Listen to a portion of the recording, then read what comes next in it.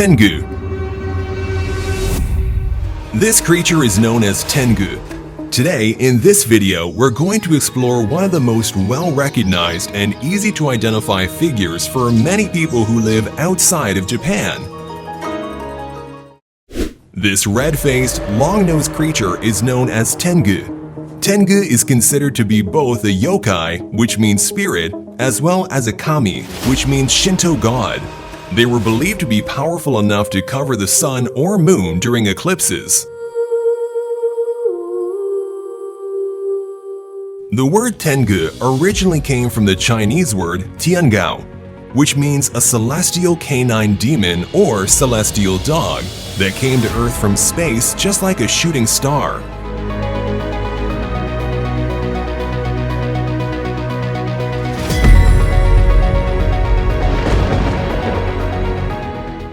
However, the word Tengu first appeared in a piece of Japanese literature known as Nihon-Shoki, written in the year 720 AD.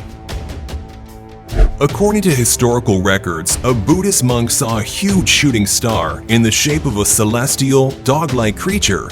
However, we don't know how this dog-like celestial gradually transformed into large birds of prey.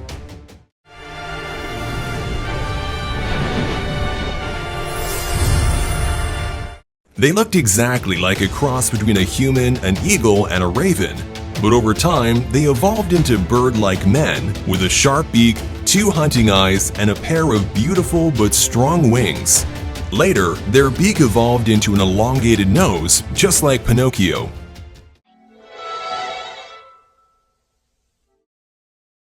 Now that we've described the Tengu, let's talk about its nature and behavior.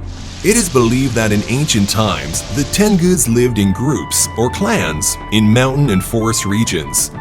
They were very social beings. Each clan was thought to consist of roughly 250,000 Tengus. However, the personality and behavior of Tengus varied drastically. It is also mentioned that many Tengu used to live in Shinto temples in the mountains and were considered to be full of wisdom. Many of these Tengus also punished evildoers, and they were afraid of being tricked. They even helped good people who accidentally lose their way in the forest. On the other hand, other Tengus could be evil bird-like yokai and would kill prideful and arrogant people who were foolish enough to enter their territories. They also like to annoy monks and priests living near forests. According to some stories, Tengus can be tricked by smart people. Once upon a time, a Tengu met with a smart gambler. The gambler told the Tengu that he was afraid of gold, at which point the Tengu responded that he was afraid of thorny plants. When the gambler learned this, he made the Tengu afraid by showing him thorny plants and mocked the Tengu for its fear.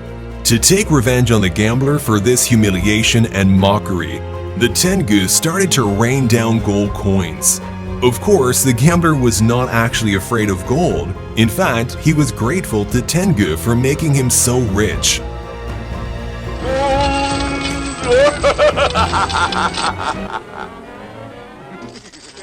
Aside from this funny story, Tengus were skilled warriors and masters in martial arts.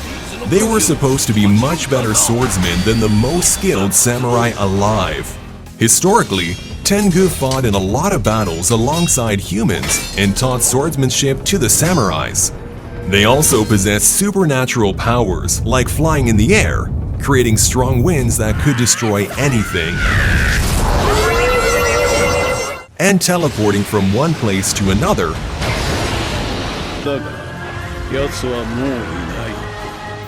and shapeshifting into animals or even humans. They also knew a type of illusionary, deceptive magic known as genjutsu, which can be used to create illusions and manipulate time and reality to defeat enemies.